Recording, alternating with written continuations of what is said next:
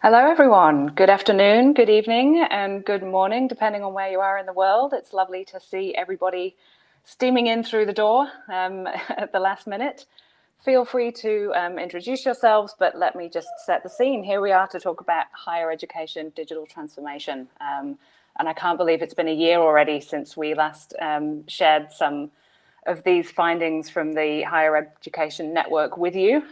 So it's great to be able to look back and see what's been changing during that time and so on. So as usual, we'll have about a 45-minute session for you. And it's going to be with me and Maria today. So say hello, Maria. Hi, everyone. Maria, matching her top to her top in her photo. Very, very good. And we'll be taking you through some looking back into the framework, looking back through the insights that have come out of this piece of work, and of course inviting you to share what's happening with you and through some polls as well. The usual admin, if you haven't been to one of these sessions before, the chat is open, as you can see, so over probably somewhere to the right of your screen, you'll be able to click on chat. Please introduce yourselves. We like to play a game of who's up the latest or who's up the earliest. At this point, looking at who was registered, you are absolutely covering most places around the globe, so please let us know where you're coming in from. And also, we've got Q&A. Little tip for you as well, in that right chat box or Q&A box, there's a little bell. If you don't want to be pinged every time somebody pops a comment in or asks a question, if you just click on that little bell, it will stop that happening for you and you won't hear it. Other admin to note, this session, like all of these sessions, will be recorded, and you'll notice straight away, as soon as we finish, you'll get a link to the recording in your inbox. So if you have to step away or you want to go back and listen to something again, it'll be there for you. We'll have a bunch of polls as usual to help you get into things, but I think it would be great for us to just get started. So I know lots of you know who we are and that's why you're here, but for anybody kind of coming in for the first or second time, HolonIQ is an impact intelligence platform and we're working across education, health and climate. Like our webinars, our team is global. We have hubs around New York and London and Sydney and lots of wonderful people scattered in places between those. I have to say our team calls are beautifully accented from all over the place. They're lovely lovely meetings to be in. And our customers likewise are all over the world and from many different specialisms and places, so that they're global leaders working across impact in academia, finance and technology, and I'm sure you'll recognize a good number of the logos that are in there. Just to situate us, we're in webinar 1 of 5 for our first run at 2022. Coming up over the next more or less month and a half, really all the big themes in higher education. The next one up's in international education, and I know there's a lot of people waiting to see what's been coming out of latest predictions, forecasts, market sizings, and what's happening around there. It's a very dynamic space right now with borders changing and moving and opening and closing. After that, we've got future of OPMs and partnerships, which, as some of the themes we'll show you during this session, is increasingly, it was hot last year and it's still hot. I'm sorry about my dog. And then we've got a deep dive into Latin America, a wonderful big project that we worked on last year across the educational technology and the higher education space, which we can't wait to share with you. And then we'll wrap up this particular series with new credentials. All right, so here's our agenda. It's pretty simple. I'm going to put myself on mute, calm the dog down, and pass over to Maria to take us through a bit of context around digital transformation. Great. Hi, everyone. Welcome. And I can see everyone coming from all over the world. It's great to see you here. Let's just have a quick look at digital transformation. The first thing I want to do is, before we even start, there's a lot of expertise in the room, the digital room. So our first poll, let's just send that live, because I'm really interested to understand, for you in your institution or your organization, how's your digital transformation journey looking right now? So I want to get a sense of the room. So if we can send that poll live, and if you go to the right-hand side, you can jump onto polls. And so, you know, number one, we're not moving yet. We're still sort of thinking about it or talking about it. 2, okay, we've just made a start. 3, we're powering, we're in the thick of it. And 4, you know what, we've got it covered. So I'm really super interested. So right in the thick of it is 50% of people. We've made a start, a quarter of people, top of our game, 16, 15%, and not moving. So thinking about it and starting to prepare, we're around 10%. So over 50% are right in the thick of it. And that really does gel with what we've been hearing, certainly from higher education institutions and leaders all around the world who we talk to and survey. Best of luck with it wherever you are in your journey, because it's a complex one. Let's jump into thinking about what's happening in terms of the last year. And so here's a sort of quick snapshot of what we've been seeing, hearing, and what people are telling us, the experience that they're going through. Firstly, in higher education. Firstly, obviously, digital, online, hybrid, super important, but there is a very clear role for campus-based learning. And one of the challenges or things that is part of the conversation around the table is, how do we make best use of physical campus-based learning? How do we integrate digital into campus-based learning or build a hybrid that is a great learning experience?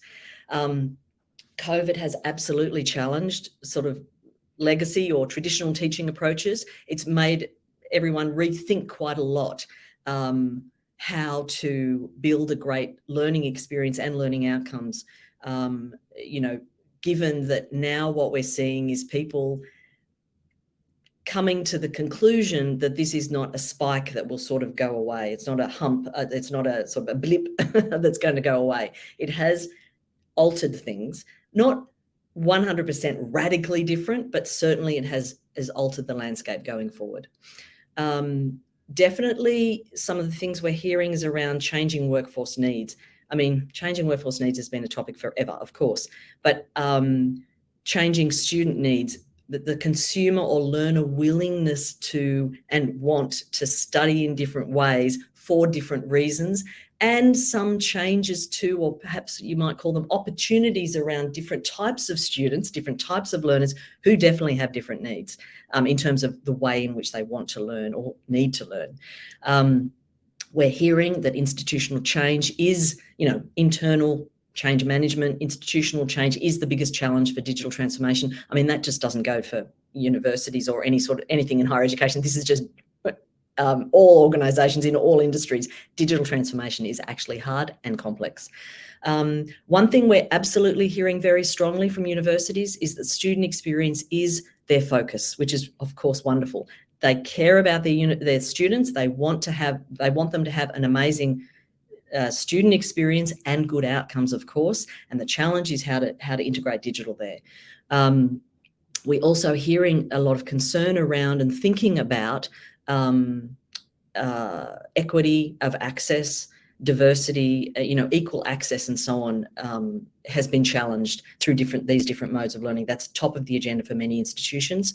Faculty readiness, faculty skills, absolutely critical with moving forward to digital, and overall a wonderful optimism for how higher education can continue to play such a wonderful, important role in the future, but acknowledgement that probably there's not a return to what exactly was. There's a change, and that's going to stay in place. So they're the sort of overarching things we're hearing. This, when you pull them together, we've been looking at these sort of strategic shifts in higher education, the acceptance of new credentials, the way in which that's moving, the increasing importance of, work and higher education. It's been around for a long time, but more so now. Different types of competition, different types of options for students, and omni-channel learning being, the requirement perhaps for learners to be able to have choices around how they learn even within the same course. So online, blended, on campus, or all of the above. So they're the sort of overarching themes we're hearing. I want to hand over to Lucy, who's going to very quickly walk through the framework, and then I'm going to come back and address the results from the December 2021 survey. Awesome, thank you. So again, I know quite a few of you know about the framework already, but it has been so central to a lot of our analysis and thinking around higher education for the last few years. And it's just always worth, remembering why it's constructed, why it is. And there's so much research that sits behind it, but one of the lenses on it is that, we're moving away from this back-solving technology to fit higher education. There's all the tools, and what can we squeeze into what pocket or what system or so on to make it work, and instead come to this view that we know everybody now has firmly in their sights of the learner life cycle, and also the organizational capabilities that help to support that learner life cycle.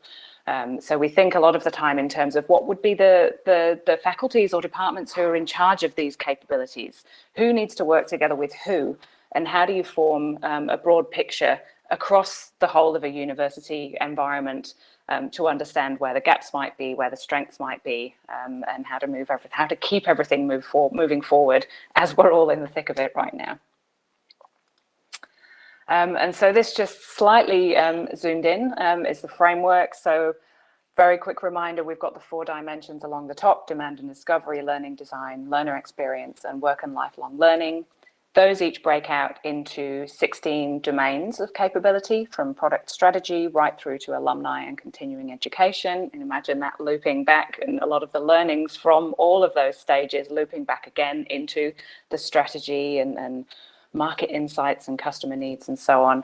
And then down into the 70+ blocks underneath that, which can be interpreted in so many different ways. Now, one way is we've been talking with a lot of you over the last year in particular about this, and many of you are involved in testing and giving us feedback on this, but then you've also been coming back and telling us how you're using it and the kinds of conversations you're having with it. And so another take on this that we have is kind of, what are the questions and challenges that are being explored right now in each of these dimensions of the framework? And so how can we bring it to life and start learning from what's happening in all of those spaces? So demand and discovery, for example, which is the space where we're looking at institutional strategy, insights, customer and student focus. We can think of it as the start of the journey or another loop on the journey. Data is going throughout the journey, but in particular, it's starting to connect and drive and help us understand the student experience here. And so some questions that you've been challenging your institutions with are: how can we explore the possibility of micro-credentials, for example, to expand into new markets? How can we optimize our enrollment processes to make the student experience as smooth and easy as possible? In the next dimension along in learning design, this is where we're picking up the learner focus, and we're looking at capabilities and emerging skill sets in things like designing for diverse needs, environments, and modalities. And it's interesting, every month that goes by, those things get richer in their meaning. I mean, designing for diverse needs, were so many conversations now about inclusion and equity. How do you design for neurodiverse students even? So diverse needs is becoming a much richer conversation, and how can technology help or hinder some of those things? Not to mention the questions that are already here. How can we ensure we're having the most up-to-date and work-relevant content in our courses? It's something so many of you are grappling with. Or how can we cater to very large class sizes in some of your institutions and make it enhance those with personal and adaptive learning options? As we move into the third dimension, learner experience, this of course sits at the heart of the learner life cycle. We're profiling capabilities that support student life and student community and well-being, as well as the learning experience and academic progress and assessment. So within here, you've got everything from faculty support and academic administration through to the assessment and verification, and where does digital capability support and enhance those things? So for example, big topic from the last 2 years, and it's not going away. How can we ensure our students are supported in their well-being and mental health, no matter where and how they study? Or another question, how can we offer our students learning portfolios that they can create over the course of their studies and take with them into the workplace? I know so many of you are in these spaces and you have solutions and you're sharing them. This is what really brings the framework to life, and these are the conversations that we've been loving having with you. And then finally, in work and lifelong learning, the final or not final dimension, the framework. Here's where we're considering how learners can be supported as they're choosing and changing careers throughout their lives with continued education needs. I mean, the diversity of what makes a student now is incredible. And, you know, anyone in charge of student personas and understanding how to think about the sheer range of people who are coming to a higher education institution and what they need from it is mind-boggling and such an exciting space to be in. So questions like, how can we offer global internship opportunities to our students? Or how can we ensure our students have equitable access to work and career opportunities? And those of you who've been following for a little while might have noticed that some of these questions are tackled head-on in our global case studies. So they're great things to dive into in more detail. So our second poll for the afternoon, evening or morning, we want to know, now that we've done a quick revision of these, for you, for your institution in 2022, as you're looking ahead to what's on your agenda, which of these feels like it's the top priority for your institution? Is it demand and discovery, learning design, learner experience, or work and lifelong learning?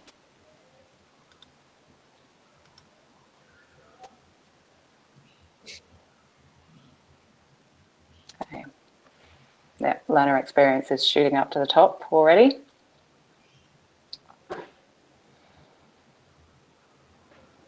Okay, demand and discovery is sitting stubbornly at the bottom, which is interesting. I think when Maria takes you through the insights, some of this adds some wonderful context. So learner experience sitting around between 40 and 50%, learning design around 20%, work and lifelong learning about 20%, and then demand and discovery 13, 14. Okay. Maria, let me hand back for you for what everybody's here to update on. Great. Thanks, Lucy. Okay, so I want to take you through in 2020, December 2020, we did a survey of our global network and some interviews as well. And we did the same at the same time in 2021. So just in December, just gone. And I want to take you through some of the responses to that survey around digital transformation and the differences. So what difference does a year make? Well, we're all living through COVID, so we know it can make a huge difference. And here's what, the sort of just zooming right out, firstly around what are the main challenges for you facing your institution, or if the respondent was not from a university, what are the biggest challenges facing higher education in their opinion? And so here are the responses. And that was an open question with these response types or answer types, but digital adoption was the biggest, 50% of all respondents, in the last year, in the last year's survey.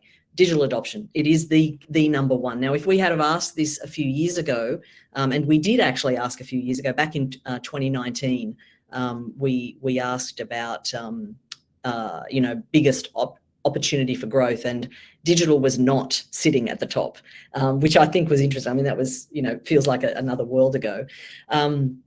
Digital adoption is number one priority or the biggest challenge, followed by low student enrolment. So increasing student enrolments, of course, perhaps that's persistent over the years, budget and funding cuts, student retention, student access. This is the sort of access issue that we've been talking about as well, changing workforce needs and ability to respond to that. And so you can see none of these will be surprising to you, but what is interesting, of course, is that digital adoption by far is the largest challenge for institutions in higher education.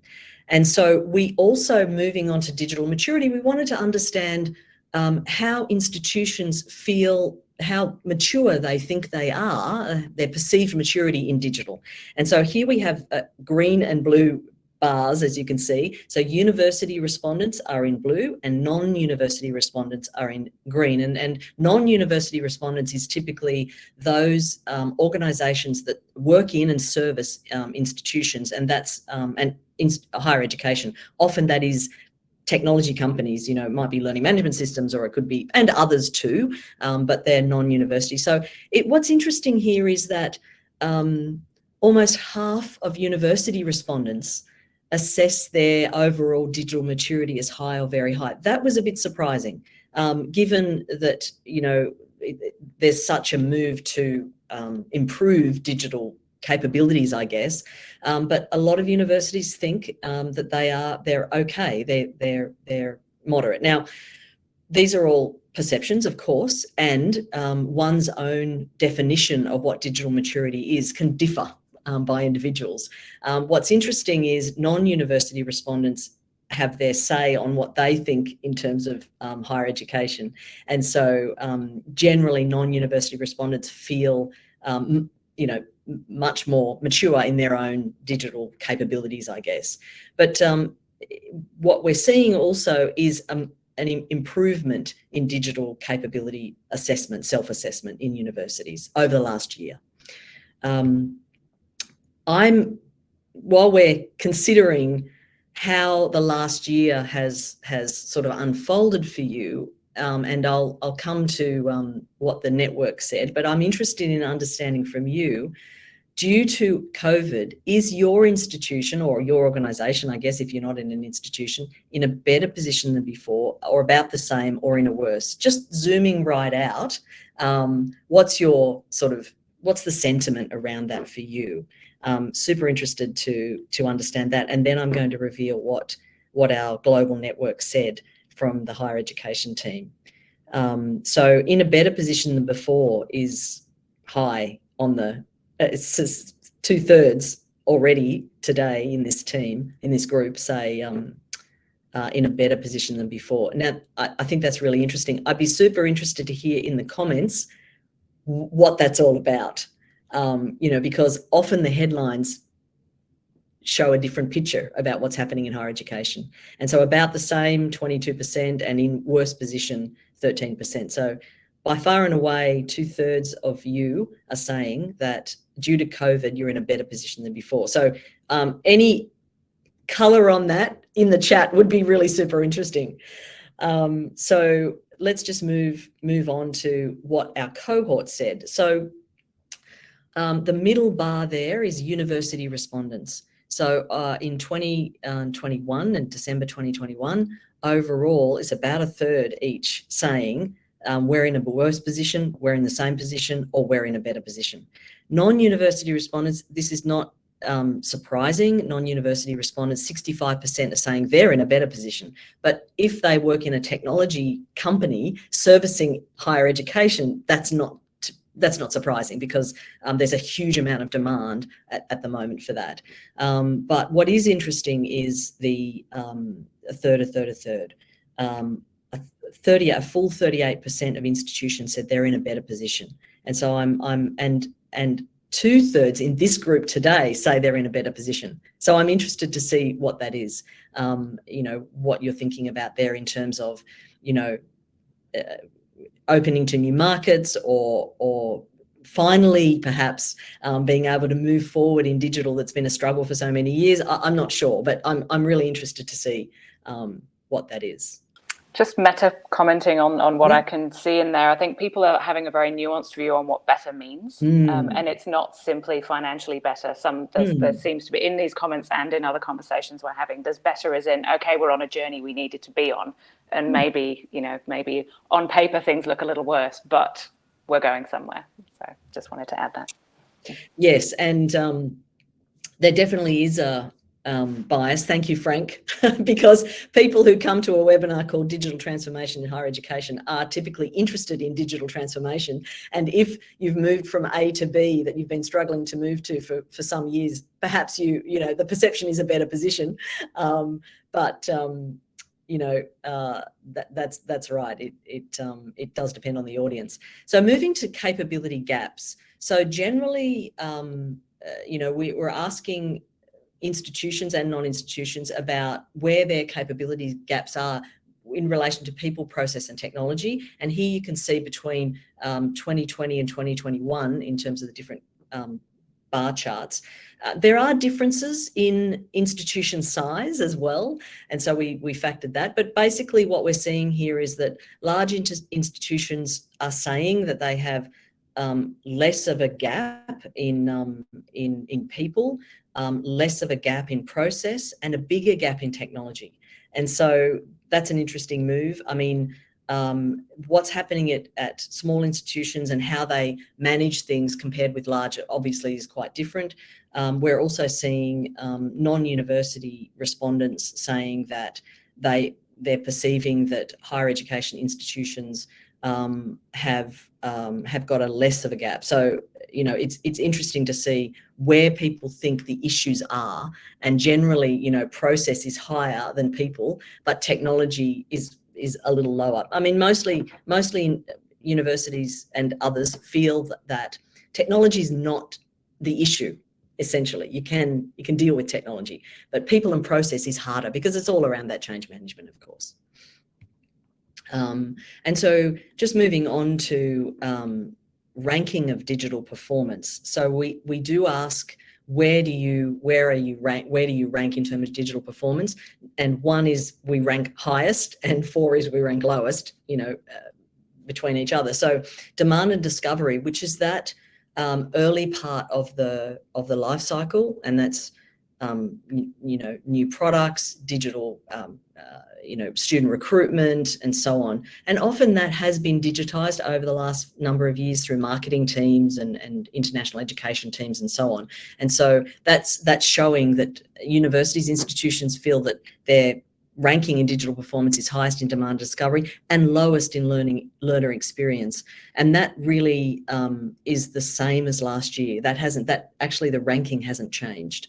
So institutions are focused on the learner experience. They feel like they need to do better. I mean, the learner experience is the crunch time. It's what learners experience is a culmination of everything to do with teacher capability, technology, data, everything coming together for a student experience. And so that's the hardest to deliver on. But it's the area that institutions are focused on. And in terms of digital priorities, again, it's the same ranking as last year. Learning design is number 1. So here is learning design is we need to think about our products. We need to redesign our courses for a new type of hybrid or online or whatever future. So learning, we need to get better at that. We need to do a lot more there, and then learner experience second. So those dimensions haven't changed from last year. And I mean, learning design and learner experience are actually the core of higher education. That's what, in terms of the teaching and learning side of it. So that's not surprising as well. Moving to capability, just having a look at that, you know, by how institutions feel they're going in terms of capability, whether they're excellent at or strong or moderate or whatever. So you can see that, you know, moderate is around 50% for demand and discovery. They think they're okay there. Learning design, you know, 32% are saying we're strong in learning design, and there's more need in the learner experience and also in work and lifelong learning. Those areas that have been, you know, traditionally either not attended to or not attended to much, or attended to via on-campus sort of design. And so you can see how the sentiment there around, you know, capability, strength, I guess, assessment. When we compare that to last year, so on the left-hand side, the capabilities as ranked at December 2020, and then capabilities as ranked at December 2021. So what you can see here, though, is an improvement or a perceived improvement in capability pretty much across the board.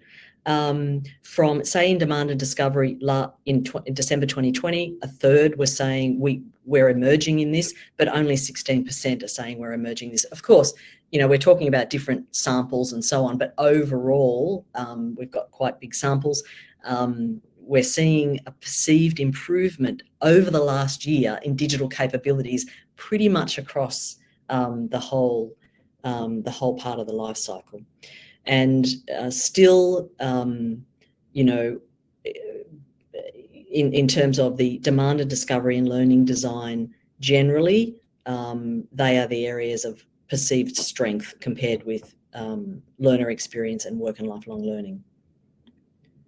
And then in terms of priorities, so this year we see blue is critical. Blue means that institutions are feeling these capabilities are absolutely critical.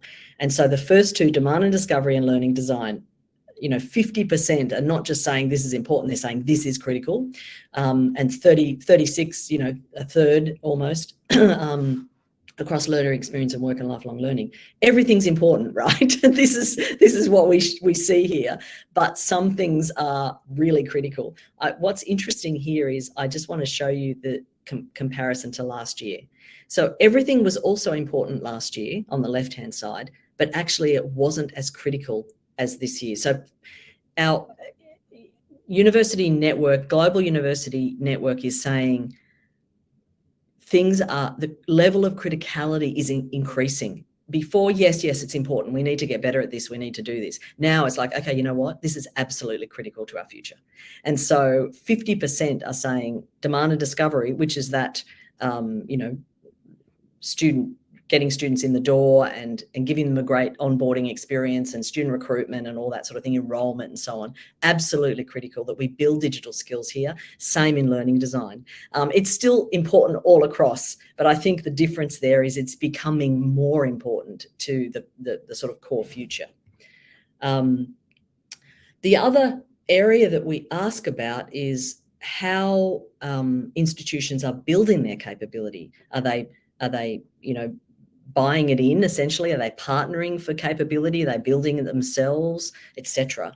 And so, digital partnering is important, or partnering for digital is important. And we see between 2020 and 2021 some changes there. And we've pulled it out by small, medium and large institutions because they sort of operate quite differently. But you can see here when we look, for example, at the small institutions last year, half of them were saying, well, if we were going to partner for digital, for online, it's really a short-term gap fill, and we're going to then use that opportunity to build our own capabilities and then we don't need a partner anymore, essentially. But that sentiment has changed to this year. And so more of them, a higher proportion, are saying, you know what, we prefer not to partner. And so that's interesting because over the last year, we have seen a perception that institutions feel like their digital capabilities have improved, and perhaps, therefore, okay, we can, we prefer not to partner, perhaps we can do this ourselves. But perhaps the opposite is true for large or extra large institutions, whereas in 2020, 50% were saying, we're okay, we prefer not to partner, but now that's reduced to 32% and a higher proportion, 42%, are saying we approach partnerships like a strategic, not necessarily short-term gap fill, but more a strategic, 42% strategic partnership. So I think that's interesting. We're going to keep monitoring this because, we do track partnerships between universities and other organisations that support delivery of online programs and short courses and so on. And as you can see from these charts, they're just growing enormously and continue to do so. Why and how universities are choosing the partnering option and where that's heading for them, we're definitely tracking that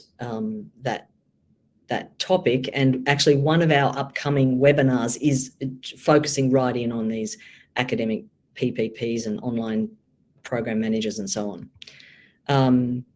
So one of the things we've been talking about is, what's happened in the last year, but looking forward, everyone's on their own digital journey. What support does your institution need in order to keep moving on their path? Super interested in this, and to share that across the group today. So is it budget and funding, access to technology, teacher training, government policy, networks and collaboration, advice on tech solutions? What is it that would support your institution's sort of journey on digital? If you want to answer that poll, that'd be fantastic, because I'm interested to see what we've got groups of people from all over the world here to see whether there's any patterns compared also with what we've been seeing around the world in our network. So budget and funding are up there in 32%. You know, digital transformation actually expensive and someone has to pay for it. I totally agree. It can't be done off the side of your desk. It can, but it doesn't work very well. Teacher training and development, so internal people capability development for sure. Advice on technology solutions, we're at 20% or so. I mean, you can choose more than one, of course, because perhaps some of these could be, you know, all of the above. But yeah, we're at 30% on budget and funding, and then 25% on people capability, essentially, 10% on networks and collaboration and so on. That's interesting. And, you know, in the other work that we've done, training of instructors, whether academics or whoever, is often the top priority, because without that training support and endorsement, I guess, it's going to be very difficult. And of course, one needs to pay for all that, so the budget and funding. Thanks for giving us your feedback on that. I'm going to hand over to Lucy. Thanks, Maria. I've realised I can't multitask. I was in the middle of responding to a chat question. Thank you. It's been such an interesting process looking through those results and kind of marrying them up with all the richness of conversations we've had over the last couple of years. It's interesting, even reflecting on the mindset that we were in when we shared this last year. In some countries, it felt like COVID was nearly over. And then, of course, it came back several times with a vengeance. So I think there's such interesting nuances in the journeys that people have been on and are still on in higher education at the moment. But of course, this is not the end of the conversation. I know many of you are already in touch with us about the framework. For those of you who haven't been looking at it in detail, there are lots of ways to use this. And personally, I love it when you come back and tell me you took it into a workshop and you were chopping it up and you were moving it around the walls and using it to create and catalyze conversations. And that's one of the absolute best things you can do with it, looking at where the language is shared, where you're having arguments across all of your various departments. Is a really great process to work through. Self-assessment, we talked about quite a bit last year, and has been an interesting process of looking at how we measure and perceive performance and gaps and priorities, and we're still doing a little bit of that, and institutional benchmarking. And then with those case studies last year, we've also been trying to share some of those strategic decision processes that are happening in institutions all around the world. So those people and process and technology decisions and the things that are driving those, and how does that link back to the framework? And then how does that then lead to a buy or a build or a partnership decision based on the processes you've been through? Global case studies, we have a beautiful set from, I don't know if we've got every continent yet, but they're covering some great institutions from Ireland to Mexico to a number of countries across Africa, Australia, US, and Malaysia. And they are taking you through that process of challenge and solution and implementation and impact. And we'll be coming back to those again this year as well. And then from here, the chat has been busy as always. I think I put the link in. If I didn't, I'll put it in again, to the Global Higher Education Network. That's the best way to make sure that you don't miss the future webinars, that when we publish the full report from this, that you'll get that straight away, and to continue participating in things like this. And of course, hopefully, all being well, things are becoming face-to-face again. And so this year, there's more places apart from on a screen to find us. So if you are in and around London, Europe, in March, Maria will be running a really great interactive session diving deep into the framework at the Times Higher Education Digital Universities Week. And that's going to be a great opportunity in some smaller groups, face-to-face, with lots of institutions to really be able to hear what other people are doing with it and engage in some processes through that. And then if you're stateside, Patrick will be doing something very, very similar at the Digital Universities Week in the US in the middle of May. So there is a discount code that we have for that. If you go in and you register, if you put the HolonIQ 50 code in, then you get a discount to those, which is awesome. And of course, San Diego. Maria, I don't know whether you want to have the last word on ASU GSV and any other things.